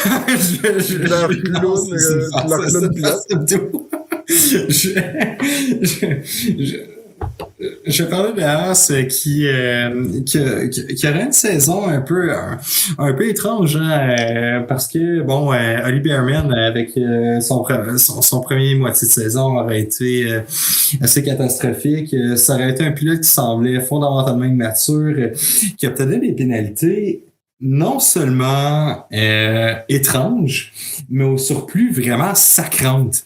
Tu sais, avoir des pénalités sur les drapeaux rouges, là, des infractions sur les drapeaux rouges, ça aurait été inacceptable. Mais inacceptable comme on aurait vu à Silverstone. je voyais chez Oli Berman un espèce de pilote un peu un hothead, là, comme on qualifie souvent, qui visiblement ne savait pas comment se comporter en piste. Puis s'il y a bien les types de pénalités avec lesquels genre je hurle, mais je vais mettre à hurler, c'est des pénalités sur des drapeaux rouges. Sur des drapeaux jaunes également, ou voir des pénalités lors des arrêts au puits, par exemple. Ça me fait chier. Maintenant, Oli Berman, après le congé, la pause estivale, aura réussi à devenir un pilote, du moins diamétralement opposé à ce qu'il aurait été auparavant, avec des positions fort intéressantes. Je considère pas qu'Esteban Ocon est un mauvais pilote, loin de là, mais de voir qu'Oli Berman aura réussi à le dépasser au final, ça m'aura grandement impressionné. Maintenant, c'est quoi l'avenir de Haas? Je le sais pas. Je suis heureux de les voir obtenir des commanditaires intéressants, notamment Toyota, qui font en sorte que visiblement Haas pourrait devenir un espèce de prête-nom comme Sauber leur a déjà été avec Alfa Romeo. Peut-être que ça va être ça. Et je les vois performer, mais je peux pas dire que je suis particulièrement confiant non plus pour cette écurie-là. Il y en demeure pas moins que, je leur souhaite le mieux là, pour potentiellement l'une des dernières écuries à être entrée en Formule 1 avec peu de budget, un plan somme toute intéressant, voire audacieux. Puis chapeau à Haas. Mais c'est fou, hein, parce que on a beaucoup plus parlé de Oli Berman qu'Esteban Ocon. Pourtant, Ocon est un pilote établi, un vainqueur de Grand Prix. Mais Berman, autant par ses deux stupidités que ses belles performances en deuxième moitié de saison, j'ai vraiment l'impression que c'est lui qui a retenu l'attention. C'est lui qui a plus retenu l'attention des deux pilotes Haas en 2025.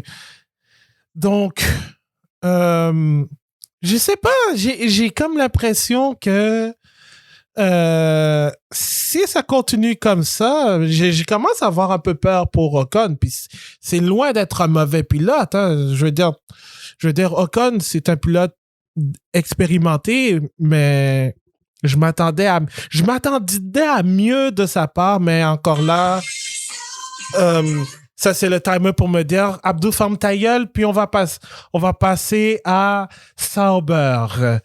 Donc ouais, mais je m'attendais à mieux d'Ocon, mais peut-être que l'adaptation ne s'est pas bien faite. Bon, là on va pour parler d'Aston Martin. Non. Non.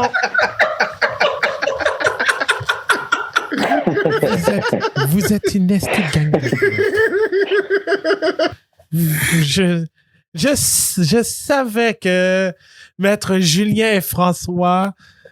Écoute, on rend les choses plus intéressantes. C'est vrai. Je sais pas que vous n'êtes pas intéressant, mais merci. On élève ça vers un autre niveau. Ouais, c'était plus intéressant voir les Pingouins battre le Canadien que de vous avoir. Ouais. Shut the fuck up. Donc, Sauber. Mea culpa, Marc-André Anna, en début d'année, on pensait que Sauber allait finir bon dernier. Ouais. Mais finalement, ça a été une voiture qui a été en mesure de se battre pour des points et avec un duo de pilotes qui s'est bien complété, hein, parce que Nico Hülkenberg a amené son expertise et Gabriel Bortoleto, je pense, on l'a sous-estimé parce que oui, il se retrouvait dans une voiture qui, de base, on pensait allait languir en fond de peloton, mais a très bien fait, hein, ses premiers points en Autriche, une belle 6e place en Hongrie. Mais le point fort et le point marquant de cette saison, ça a été ce fameux podium au Grand Prix de Grande-Bretagne de Nico Hülkenberg. Émotion honorable aussi à sa 5e place au Grand Prix d'Espagne où il a dépassé de plein droit Lewis Hamilton. Pleure pas, Julien.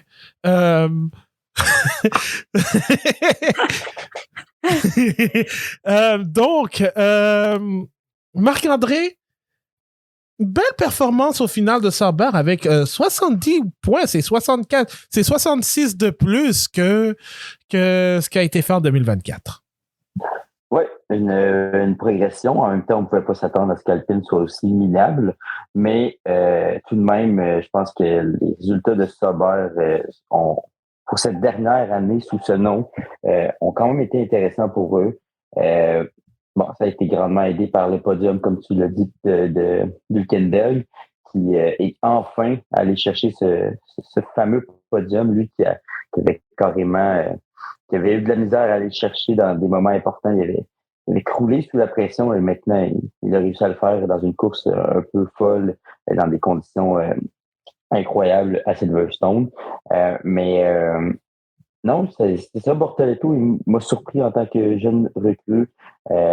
Pilote, il est allé chercher des points dans des moments, je trouve, importants pour l'écurie. Il disait dans son bilan avoir senti qu'il avait quand même aimé sa saison, même s'il avait trouvé que ça a été comme il y avait eu des solides qualifications, il y avait eu de bons résultats, mais il n'avait pas été capable de soutenir cette constance durant la saison. Je pense que c'est un peu ça va être d'aller chercher cette constance-là. Puis à sa défense, je pense que c'est la même chose pour la voiture. Maintenant, on va voir avec Audi comment ça va aller et les nombreux investissements de ce côté-là. Je m'attends à ce que cette voiture prenne une certaine avancée avec sous le nom Audi, mais encore là, on va voir si les investissements, mais surtout le travail en usine va payer. Parce que tu peux changer un nom, mais pas changer la façon de travailler. Donc, il faut absolument qu'ils trouvent des solutions pour aller chercher plus de performance. Mais il faut commencer à quelque part. Je pense que pour cette dernière année sous le nom Sauber, je pense quand même que l'écurie a pu élever leur niveau et aller chercher une amélioration importante, comme tu l'as dit, près de 66 points de plus que la saison précédente. Merci beaucoup, Marc-André. Anna-Maria, on parle beaucoup de Nico Hülkenberg, mais Gabriel Bortoleto, une bonne année recrue pour le Brésilien. Oui, une bonne année recrue et j'étais pas déçue parce que je m'attendais, je savais que le potentiel était là et quand tu as rendu la voiture que lui avait, donc je suis contente. Bon, pénalité de 5 secondes à Julien pour capotinage. Et ils font disons qu'ici, ils font des sabotages. Ouais, ça sabote. Donc, oui. Oui, Bortoleto, je pense qu'il y a eu une bonne session et il a bien fait et ça s'est bien passé avec son coéquipier qui finalement est en son podium. Mais comme je dis depuis le début, je n'étais pas déçue parce que je m'attendais à qu'il fasse bien, même si la voiture qu'il avait, ce n'était pas la meilleure. Mais le potentiel était là. Jonathan Whitley, qui est arrivé comme directeur d'équipe chez Sauber. Ça, en avril. Ça aussi, ça a été un bon coup. Oui, c'est ça. Ça fait un bon coup à l'équipe et on dirait, je m'attendais à pire. J'étais un peu, j'avais pas confiance dans l'équipe, mais on dirait qu'il préparait la relève vers Audi. Donc, à la finale, 70 points, ouais. C'était bien. Je m'attendais à pire. C'est vrai, je m'attendais à pire. Donc, ça a fini dans une bonne note. Et Marc-André, pour compléter, il reste 90 secondes. Moi, ce qui m'a surpris de Bortoleto, c'est le fait qu'il a été rapide sur un tour contre Nico Hülkenberg, dont on a beaucoup vanté ses qualités de pilote rapide sur un tour. Tout à fait. Il a réussi à... C'est pas facile nécessairement pour un pilote recru d'aller justement avoir de bonnes performances en qualification sur un tour, puis d'aller chercher ces secondes-là qui sont importantes sur un tour pour justement aller challenger ton coéquipier. Puis à sa défense, Hülkenberg, je pense qu'il a eu de la difficulté durant toute la saison à aller chercher ces secondes-là. Mais oui, Bortoleto, je crois, va avoir pris beaucoup d'expérience cette année. Et j'ai hâte de voir s'il va être capable justement d'aller chercher cette constance-là lors de la prochaine saison. Mais somme toute, je pourrais dire que oui, ça a été un pilote assez rapide en qualification, malgré qu'il possédait vraiment pas la meilleure voiture. Merci beaucoup, Marc-André. Donc, on termine ce tour d'horizon avec Julien et François qui veulent parler d'Aston Martin, mais je m'en calisse. On va parler de Alpine. D'un tracteur à un autre. Vous vous souvenez de Jack Doohan? Moi non plus. Oui, moi oui. Ouais. Absolument. Vous vous souvenez de lui? Ben écoute, il a pas duré longtemps. Remplacé par Franco Colapinto. Je trouve qu'il a été... en tout cas, vas-y, continue. Est-ce que vous vous souvenez de Holly Hawks? Oui. Moi non plus. Bon, enfin, il est parti, il a démissionné de son poste de directeur d'équipe chez Alpine. Surtout. Vraiment poussé dehors par le grand Flavio. Ouais, on pourrait dire poussé dehors en même temps par Jesus Christ. Hein? Surtout aussi que le frère de Holly a été arrêté pour transfert criminel de propriété aussi. Donc, lui a été obligé. Ça aussi, on l'a su après. Disons, Franco Colapinto est arrivé en remplacement de Jack Doohan. Comme on l'a dit, c'était échangé 4 sous pour une pièce, on pourrait dire. Ouais. Les deux ont été complètement useless. Ouais. Colapinto était peut-être juste un petit peu plus lucratif pour l'écurie, disons, meilleur avec aussi. ses sponsors. Mais quand t'as 0 point, peu importe, c'est ça. Je trouve qu'il n'y a absolument rien chez Alpine. Son seul élément distinctif était qu'il avait un moteur maison. Ce trait-là disparaît l'an prochain. Pierre Gasly a absolument fait des miracles avec cette voiture-là.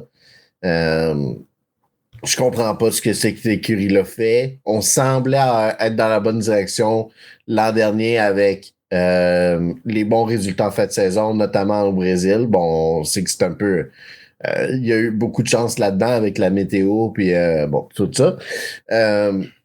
Mais je vois vraiment rien chez Alpine. Je pense honnêtement, là, c'est un hot take, là, mais Alpine est peut-être mieux de vendre l'écurie à quelqu'un qui va bien s'en occuper, qui veut vraiment investir, qui veut vraiment... Parce qu'on voit qu'à Alpine, en ce moment, c'est juste un jeu de bureaucratie, puis il y a vraiment rien... Je vois vraiment rien comme de positif pour ce futur, le futur de l'écurie, avec le personnel en place en ce moment, puis la direction en place en ce moment. Merci, François. Julien? Pour ma part, tu sais, en ce qui a trait à Jack Doohan, du moment qu'il a intégré la Formule 1, son temps était déjà compté. Il a intégré la Formule 1, c'était déjà une peine de mort professionnelle à l'effet que Franco Colapinto allait obtenir son siège dans une monoplace. Franco Colapinto était backé par Claro, était backé par je sais pas moi, Motorola. Bref, d'aucune façon que Jack Doohan pouvait moindrement rivaliser. D'autant plus que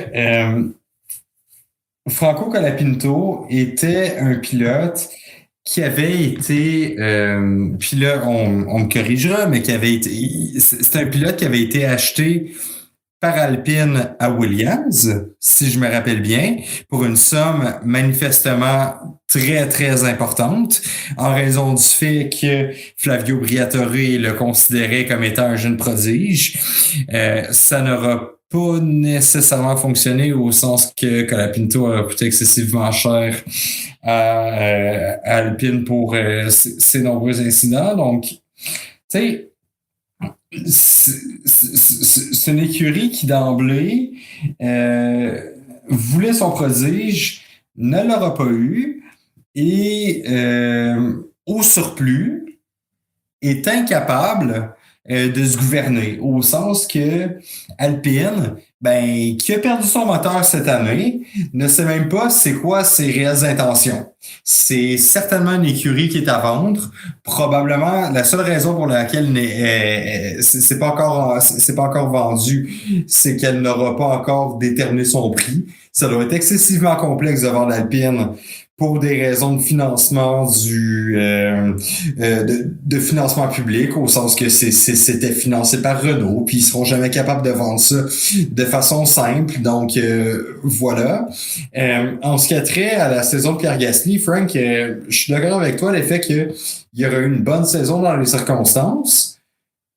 Maintenant, je peux pas dire que je suis subjugué par la saison de Pierre Gasly, au sens que effectivement, il aura fait ce qu'il a pu, mais ça se limite à ça. C'est une écurie qui va nulle part. De la même façon que Sauber est déjà allé nulle part à bien des étapes dans sa vie.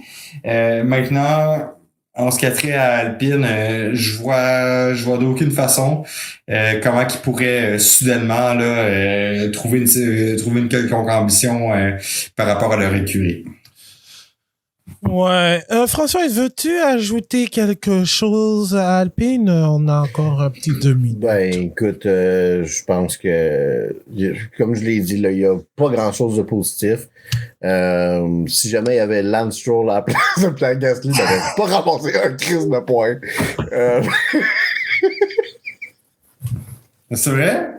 Je n'aurais pas ramassé un crise de points cette année. Bon, tout ça pour dire.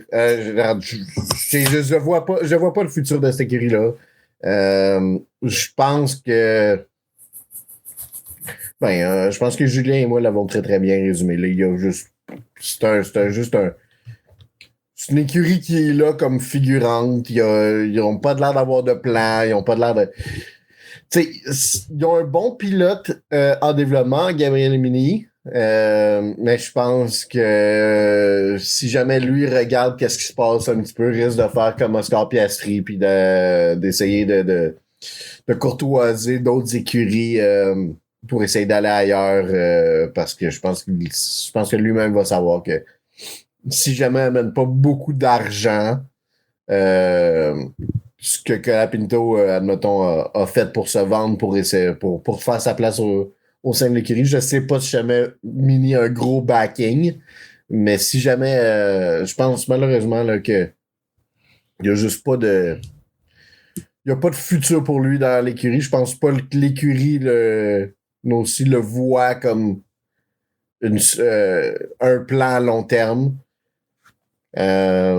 C'est ça, il se passe rien dans cette écurie-là. C'est juste une grosse montagne russe de rien. Là.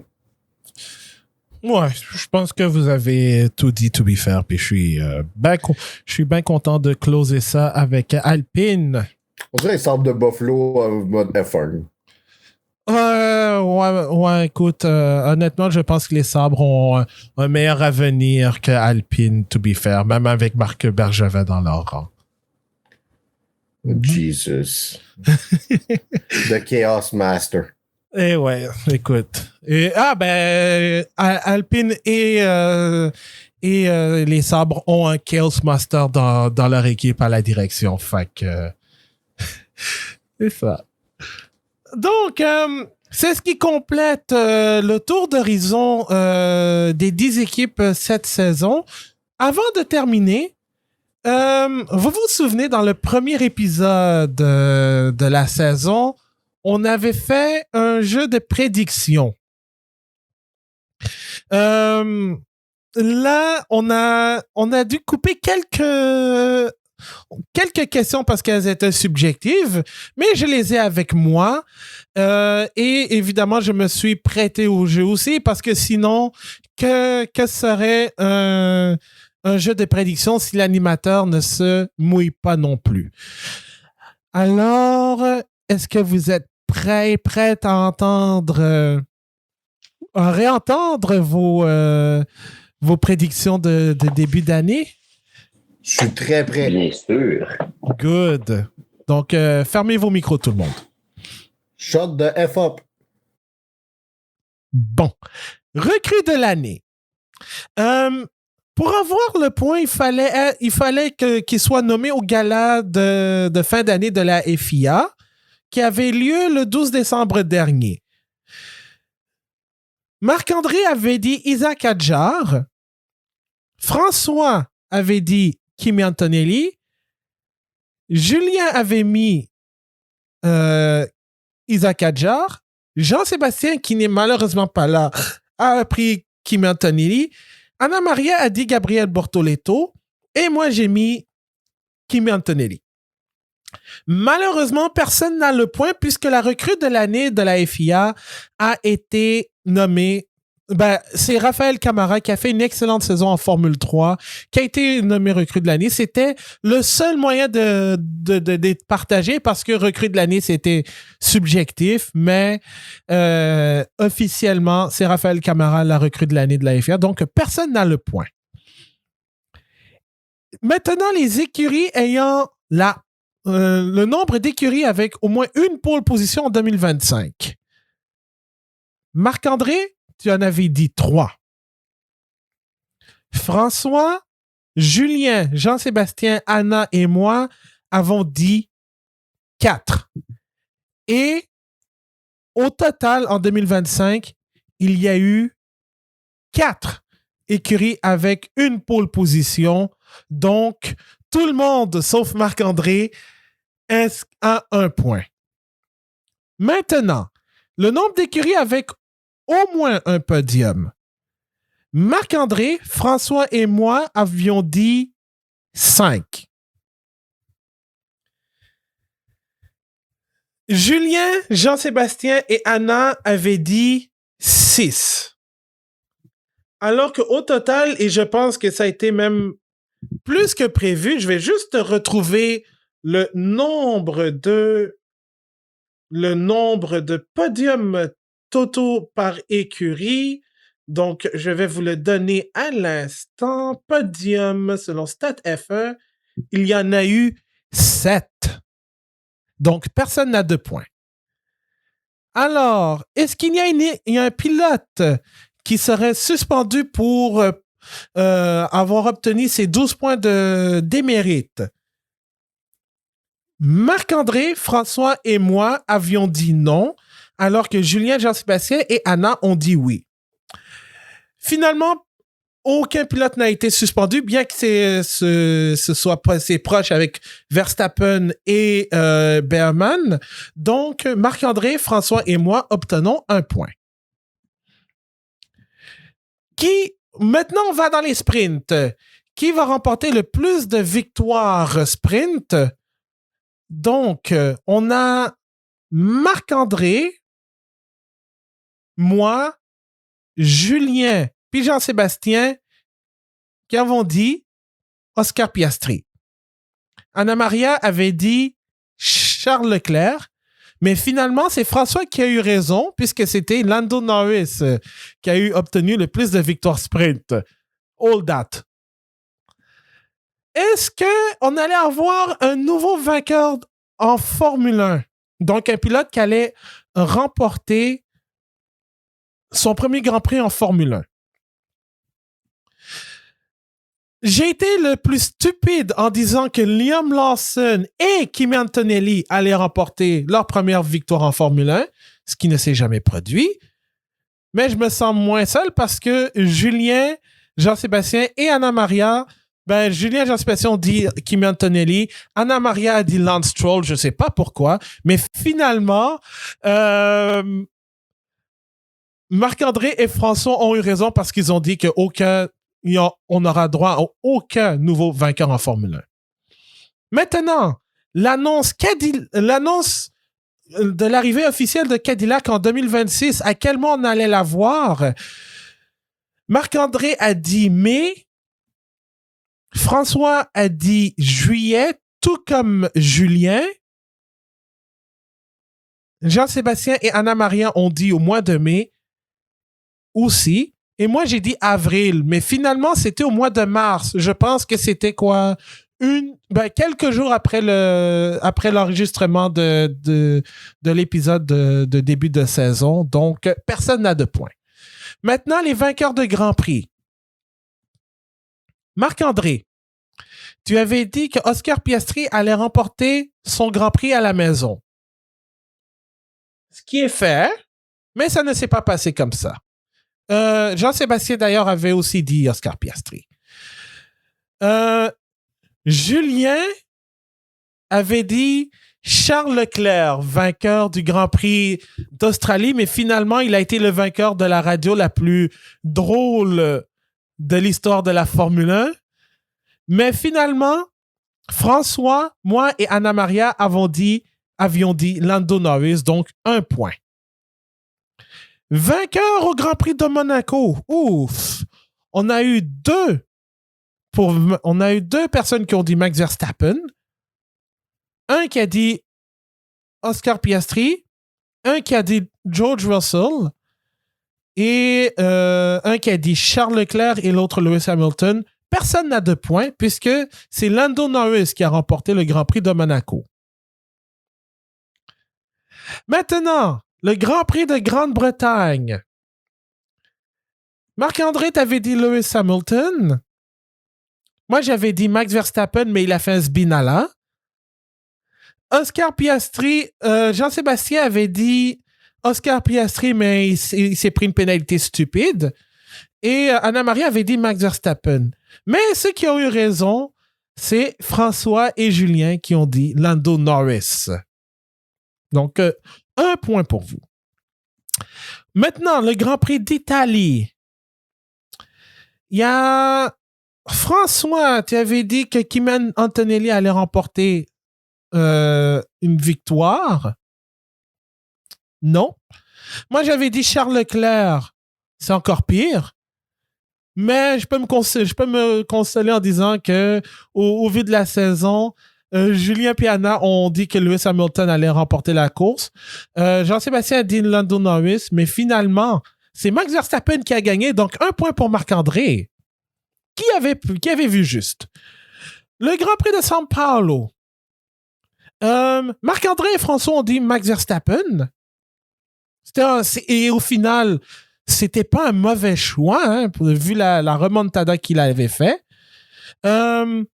Julien, tu avais mis Oscar Piastri. Boy. Jean-Sébastien avait dit Lewis Hamilton. Oh boy. Ça a été encore pire. Mais finalement, Anna-Maria et moi avions vu juste parce que c'est Lando Norris qui a gagné le Grand Prix de São Paulo. Maintenant, le Grand Prix Bling Bling Glitz and Glamour de Las Vegas. Marc-André, t'avais dit Oscar Piastri. Il a été disqualifié. François, t'avais dit Lewis Hamilton. Ça a été un week-end cauchemardesque. Julien et moi avions dit George Russell. C'était correct, mais c'était pas fameux non plus. Jean-Sébastien avait dit Lando Norris, disqualifié. Et Anna, tu avais dit Liam Lawson. Fait que personne n'a de points. Maintenant, le dernier Grand Prix de la saison à Abu Dhabi.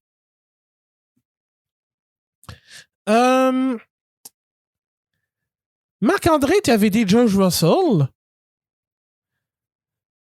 François, tu avais dit Lando Norris.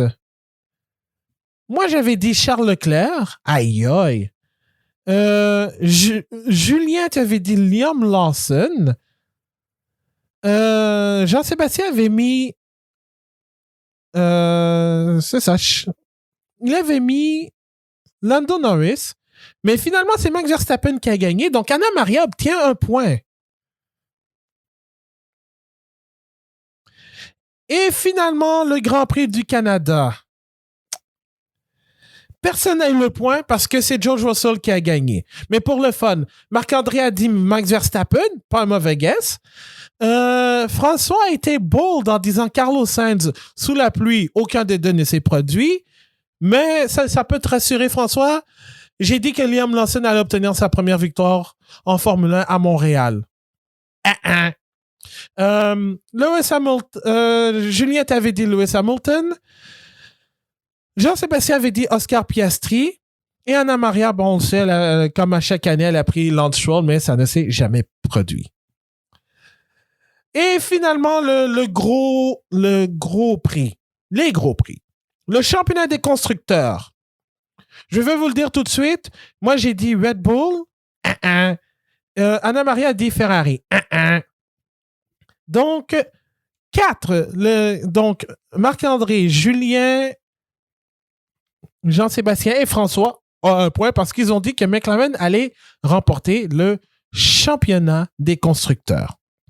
Et finalement, le championnat des pilotes. On était 3 à dire Max Verstappen.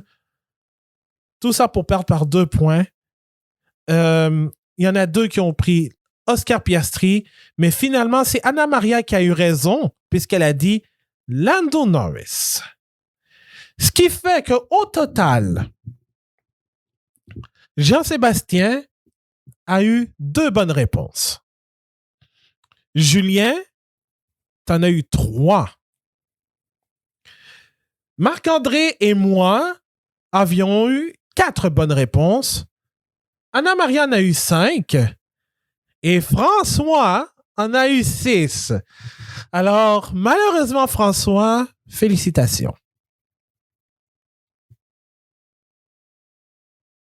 Ben, tu peux parler, hein? Je t'en empêche pas de brag, malheureusement. Non, ben écoute, écoutez, je Non, mais c'est pour cette belle victoire. Encore une autre année où que toutes les prédictions sont rapportées par Ferrari. Fait que, évidemment, ça me fait plaisir de remporter encore une fois cette prédiction. En fait, en passant, je me dis que McLaren, visiblement, c'est leur première et dernière année où ils auront une moindre année, comment dire, bon, j'ai 7, écrit avec la pole, j'avais 4. Suspension, non. Ah oui, c'est 7, ouais. Ouais, 7. Fait que j'ai encore plus torché. Ouais, chier. Oh, wow! Oh, wow! Julien, félicitations quand même. Il y a une couple de questions pour lesquelles tu as été brillant et tu as aidé avec moi. Puis c'était une bonne stratégie. Donc, l'année prochaine, je vais choisir Lance juste pour te battre. Ça arrivera jamais. Tu continues de parier sur Lance Stroll, il se passera absolument jamais rien avec. Non, je ne vais pas parier pour lui. Des défaites à perpétuité. Good job, Marc-André. Good job. On a bien fait. Non, mais pour vrai, à part J'étais presque battu. Même si non, pas en tout. Mais non, j'ai gagné par 2 points. Ouais, il a gagné par 2 points. Il a gagné par 2 points. C'était de la... écrasé. C'était de la chance. Hey, c'est ça. J'ai pris 2 Christy de bêtes, puis j'ai quand même gagné. J'ai pris 2 bêtes impossibles. J'ai quand même gagné. Écoute, j'ai flexé, puis j'ai gagné. Oh, wow! Wow. Non, je t'ai donné un point gratuit déjà, de base. Ben, moi aussi, j'ai donné des points gratuits avec ma prédiction d'Antonelli en Italie puis qui Sainz au Canada. En tout cas, mais tout ça pour dire, ça fait plaisir, Abdou. J'attends toujours mon trophée. Tu peux me l'envoyer soit par la poste, soit encore me le remettre en personne au mois de mars. Ben écoute, je vais t'envoyer par la poste sans problème. Ça va juste être quand je vais le faire. Excellent. Et quand ça veut dire probablement en 2125. Merci. 25. En 2125. Quelle mauvaise honte. Moi, je participe plus à cette affaire-là. Le gars est même pas capable de donner un trophée. Là. Oh my God. Eh oui, on va te faire. Hein. Ben écoute, j'ai une médaille d'or. J'ai une médaille. Tu la veux? Oui. Achète une médaille en chocolat, Dolorama. Ah oui, bonne idée. Bonne idée. Ben écoute, c'est mieux que rien. Moi, je veux un prix. Mais en tout cas, très agréable comme podcast parce qu'il se termine avec une victoire de moi. Bon. Merci, Julien. Ouais, merci, Julien, pour le doigt d'honneur. Mais bon. Ben écoutez, c'est malheureusement là-dessus, ben heureusement parce que j'aurais pu endurer François et son brag, son flex. Non, Écoute, au moins il y a ça, hein. T'as peut-être vu les Pingouins perdre dimanche, mais au moins tu gagnes quelque chose de plus important que ça. Ouais, t'as peut-être vu les Pingouins perdre samedi par blanchissage. Ouais, il y a ça aussi. Deux fois. Calme-toi. Ouais. Anyway. Donc, c'est ce qui complète, et pour la dernière fois en 2025, une balado-diffusion du bulletin GP. Je veux d'abord remercier Jean-Sébastien Barbeau et Pierre Mayotte qui étaient supposés être présents à cet épisode, mais malheureusement, ils ont eu un contretemps. Donc, je veux leur remercier du fond du cœur et surtout avec la hors-série F1 After Dark où on a fait un genre de watch-along pendant les Grands Prix du Japon et de Las Vegas où les courses étaient vraiment plates. Donc, on refera ça en 2026, ça c'est sûr. Mais Marc-André Fortin, Anna-Maria Mercado-Lopez, François Carignan et Julien Guilligaré-Turcotte, merci beaucoup de vous être prêtés au jeu de cette revue d'année 2025. Ça fait plaisir. Merci Abdou, à toi. Merci à toi. Toujours un plaisir. Et je suis maintenant champion défendant des prédictions de pré-saison du bulletin GP. Yes, sir. Ouais, et puis tu vas défendre ton titre l'année prochaine parce que... Que tu vas perdre? Est-ce que j'ai le droit de mettre le numéro 1 sur ma... Non. Sur ma caméra ou quelque non. chose? Oui, C'est juste Norris. Non, je t'offre la permission de le faire, François. Parfait, je vais le faire tout de suite. Donc, et c'est fait. François est le number one officiellement des champions de prédiction. Mais plus sérieusement, je veux vous remercier à toutes et à tous, comme à l'habitude, de nous avoir écoutés pendant cette saison. Certes, il y a eu moins d'épisodes qu'en 2024 parce que, disons, l'actualité était beaucoup plus tranquille, à part peut-être le congédiement de Christian Horner, la nomination surprise d'Adrian Newey comme directeur d'équipe. Mais sinon, pour les émissions d'après-course aussi, on a eu bien du plaisir. Il y aura une saison de podcast l'année prochaine, ça je peux vous le garantir. Et je profite en même temps pour vous souhaiter une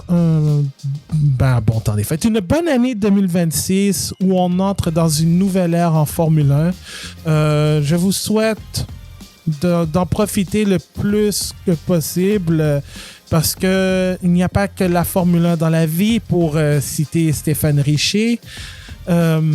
Mais plus sérieusement, profitez de ce que vous avez avec les personnes qui vous sont le plus chères, parce que on n'a qu'une vie et il faut en profiter au maximum. Je sais, c'était pas le truc le plus inspirant, mais ça sort du fond du cœur. Puis moi, ça me fait plaisir de toujours parler de Formule 1 avec vous, avec quelques références soccer et de hockey aussi quand François est là. Donc, je veux pour vrai vous remercier de votre confiance, de votre soutien. On se retrouve en 2026 pour un nouveau podcast de Bulletin GP. Mon nom est Abdoussal. On continue toujours de rouler avec le Bulletin GP. Bonne année 2026. Prenez soin de vous. Prenez soin des autres aussi. Et on se retrouve une prochaine fois. Allez, salut tout le monde.